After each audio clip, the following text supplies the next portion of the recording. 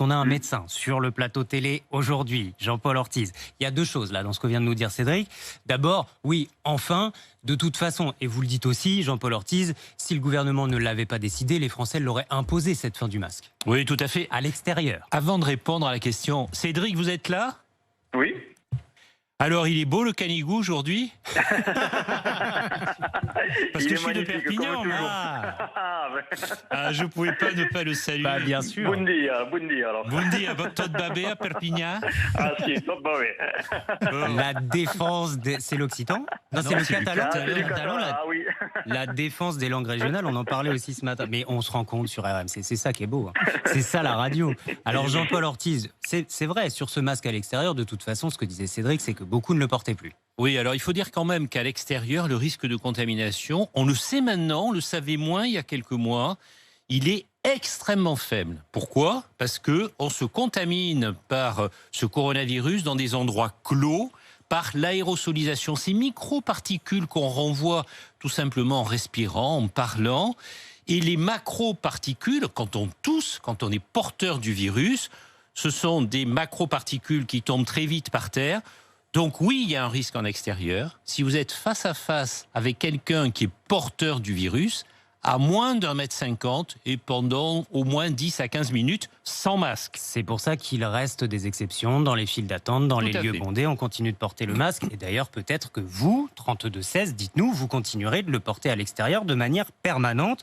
On va en débattre tout à l'heure à 8h10. La deuxième chose que nous disait Cédric, Jean-Paul Ortiz, c'est ça aussi, c'est qu'on va ouvrir une brèche en quelque sorte. Si on ne le porte plus à l'extérieur, plus besoin de le porter en intérieur. Regardez ce qui se passe aux États-Unis. Les personnes totalement vaccinées peuvent ne plus avoir de masque à l'intérieur. En Israël, c'est pareil sous certaines conditions dans les lieux clos. Oui, mais alors là, vraiment, moi j'en appelle à la responsabilité de chacun. On allège les mesures en extérieur et c'est logique. Les chiffres d'un point de vue sanitaire sont en nette amélioration. On a une incidence à 40, on n'est plus au seuil d'alerte. Le premier seuil d'alerte, c'est 50. On était monté à 300 à 400 d'incidence. Donc c'est vrai que ça va mieux, la tension hospitalière diminue, mais le virus continue à circuler. Mais on sait qu'il y a ce fameux variant Delta, ce variant indien qui pose de gros problèmes en Au Royaume-Uni. Le ministre de la Santé disait attention, parce qu'il y a quelques semaines, ils étaient à 2 ou à 4% dans les contaminations. C'est le cas aujourd'hui en France. Et aujourd'hui au Royaume-Uni, ils sont à 90%. Absolument. On pourrait avoir la même chose? On pourrait avoir la même chose en France. Pour l'instant, c'est contrôlé de ce point de vue-là. Ça montre que chacun doit être responsable. Être responsable, c'est continuer les gestes barrières en intérieur. Et j'entendais tout à l'heure Cédric qui disait « je porte plus le masque en intérieur ». Erreur. Il faut continuer à le porter en intérieur. Et la deuxième mesure absolument indispensable, il faut se vacciner. C'est ce que j'allais vous dire. Je ne porte plus le masque. Finalement, certains gestes barrières ne sont plus utiles. C'est ce que j'entends, enfin c'est ce qu'on pourrait déduire. Donc, est-ce que c'est utile d'aller me faire vacciner finalement, puisque tout va mieux?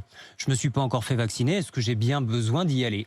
C'est indispensable. Tant que nous n'avons pas ce qu'on appelle une immunité collective, c'est-à-dire une proportion de la population qui est protégée vis-à-vis de ce coronavirus, nous risquons effectivement d'avoir une épidémie qui repart. Il faut absolument qu'on arrive à passer un été tranquille et il faut éviter cette 4e vague à la rentrée qui, quelque part, est un risque objectif. Effectivement, on a quand même aujourd'hui 30 880 000 vaccinés première dose et 16 580 000 deuxième dose, donc ça va nettement mieux.